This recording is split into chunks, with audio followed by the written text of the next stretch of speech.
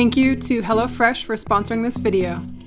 Camping, van life, travel, events, home backup power. There are so many reasons we need a portable power station these days to power things on the go. Today we're taking a look at the EBL Voyager 1000 power station that is chargeable off of solar. So you can charge it with the sun. I'm specifically interested in this for the remote control hobby to charge batteries out in the field or at various events.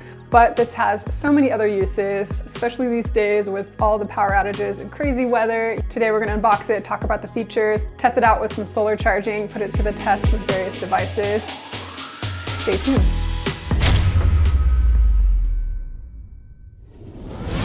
If you're new to my channel, my goal is to help people grow in the remote control hobby. I do product reviews, tips and tricks, run videos, flight videos, and other things related to RC. So make sure you subscribe if you don't wanna miss it. All right, let's take it away. Ooh, look what's here. The HelloFresh box. Huge thank you to HelloFresh for sponsoring this video. I've had actually a couple weeks of trying this out myself. I actually signed up myself. Been doing maybe a couple a month. All right, which one are we gonna make today? So this week we have sheet pan curry cauliflower wraps. And of course, working on RC cars, always. Salmon limon, hearty one pot pepper soup, and ooh, this one looks good. Garden spinach ricotta raviolis. So they provide all the ingredients for you, everything that you need, included in a single box. If you'd like to try HelloFresh yourself, just click the link below for a special limited time discount plus free shipping. I very much look forward to getting my boxes. Thank you to HelloFresh for sponsoring this video. So if you guys are looking into backup power or are new to backup power stations, the EBL Voyager 1000 might just be something that you want to check out. I believe they have a couple $100 deal going off right now. I will put a link to the latest in the description box below. Huge thank you to EBL for providing one of these to my channel to try out. Let's dive on in. Here we have the EBL 1000 portable power station. Kind of neat. So not a huge footprint. It is pretty heavy though. It's going to be 1,000 watt capable. So this is 270,000 milliamps. So if you are familiar with LiPo batteries for the remote control hobby, I think the biggest one I have is 7,000. So this is quite a big battery backup. We have wireless charging, solar charging, LED lighting, and quick charging. It can power laptops, TVs, CPAPs, GoPros, floodlights, mini fridges, drones, smartphones, and Nintendo Switches and others. So basically it can power a lot of things. I did try a hair dryer. It cannot power a hair dryer. That's too much power, but it can charge a laptop. It says to around 20 recharges, which is kind of cool. You can charge it 3 different ways. So you can charge it through direct current, DC, through your car battery. You can also charge it from your wall, your 110 volts, and you can charge it off of solar. You can plug in up to 2 solar panels to this. They sent out one of them, so we're gonna try that out. If you're using 2 solar panels, it says it takes around 6 to 9 hours, depending on sun conditions, if it's in full sun. So you might actually have to monitor that, making sure that the panels are always in full sun. And here is all these specs for all the spec nerds.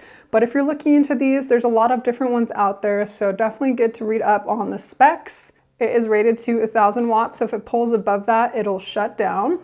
It's around 9.5 kilograms, but definitely not too heavy to port it around where you need to go. 270,000 milliamps, crazy. Let's open it up. Got our instructions pack here. Not super detailed, but definitely worth taking a look. All right, so let's see if we can lift this out with one hand. We can. Also got our cables in here. All right, so here is everything that comes in the box. You're gonna get your power station, of course, the user manual, the AC wall plug unit to charge it.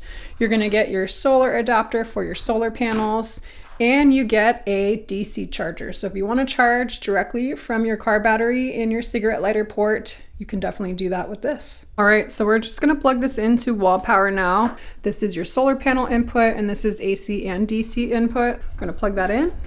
Plug it into the wall. You can see here that we're charging at, keeps going up, but we are at 85% battery. So we're charging at around 152 watts here, but let's talk about some of the external features here and what each of these ports do. You're gonna get a nice carry handle here. It actually has wireless charging for your phone. So if you have compatible wireless charging devices, you can charge those by setting that on the top here, kind of neat. We have a light here. This is also an SOS mode if you ever need to do it. It is basically like a flashy light. We'll test that out in a second. Here we have our power button. So we'll turn this on. And you can see our backlit LED display here showcasing that it is 85% charge. This thing actually holds a really, really nice charge. I think I left it without using it for like a week and it was still at 100%, which is super nice. This is going to be your inputs. So it converts your wall power, if you're using the wall charger, converts it to DC power here. PV is photovoltaic, and so you can plug in your solar panels here. And then these are going to be our outputs. So things that you're going to be wanting to charge your devices, these are going to be the 3 areas where you do it. You can charge AC, so if you want to charge something, plug in a light. I've actually been powering my my YouTube softbox lights when I'm in a spot where I don't have access to a power outlet. I power those off of this, which is really nice. You can use it like it were a wall outlet. And to operate these or make them active, you press the button right above the port and it'll turn green, and that means that that port is active. Next we have USB, so you can plug in USB and USB-C. If you're using the wireless charging area up here, you have to make sure that that is active. You can also plug in cigarette lighter devices here that charge off of DC power. There's also 2 output ports for additional DC power. I'm not super familiar with what can charge off of those, but maybe you guys are. Shoot me a comment. But yeah, these are each of the outputs and the inputs. We also have our LED light, so if you press it once, it'll turn it on. I don't know if it's actually useful for using the device because it's basically shining right into your eyes. I would say this is useful as like a little shop light or something lighting the way if you have an outage. If you press it twice, the light button, it'll go into SOS mode and start giving an SOS signal. Hopefully I never need to use that, but kind of cool that it has that just in case. You press it one more time and it goes back to traditional light, and then you press it again and it turns off. If you're using this under load and it's pulling a lot of power and it warms up, it's going to turn on a fan. So here's some of the vents right here. And then yeah, EBL branding on the side here and another fan vent port there. They also say not to be charging it off AC power and also using the AC power. I actually have been doing that, but I just read in the manual that you probably shouldn't be doing that. So good to know. Now let's check out the solar panel.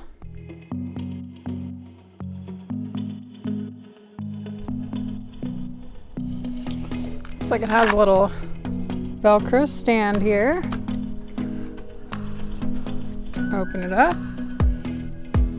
And on the back here, we have a little area zipper for all our cables.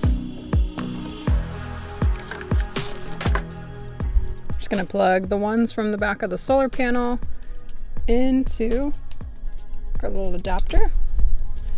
And then this end goes directly into the EBL power station.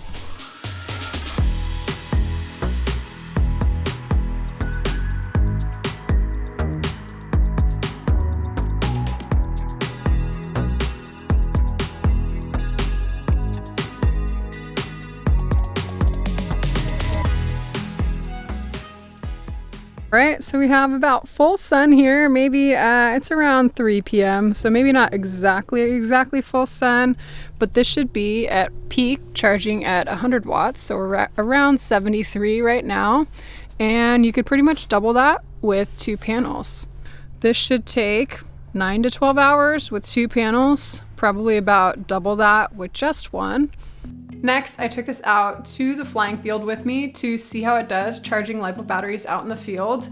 I brought my NHX Nitro Hobbies quad charger. I did a full review on this. You can charge 4 batteries at once. I'll put a link to that up here.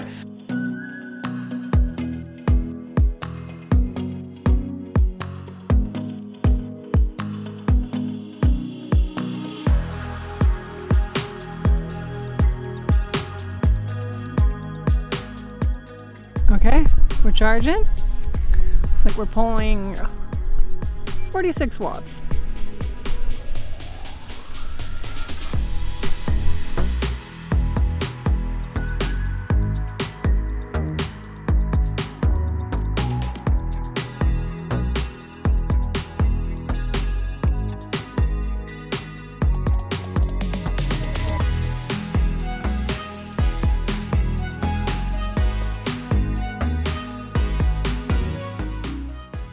All in all, had a really great experience with the EBL Voyager 1000 power station. I charged 3 LiPo batteries concurrently. It pulled way under what it was rated to. You can definitely charge 4 batteries at once and then some with this. So this really is going to be perfect for charging batteries out in the field. I can see this being super useful on trips, Pro Line by the Fire, Axial Fest, things like that. I feel a lot safer having one of these around. I keep it fully charged in the house in case there's a power outage. There's actually a storm out today. Lots of applications for this, but I could see this being super useful for folks in the RC hobby. All right, thanks for tuning in. See you guys in the next video, or see you later.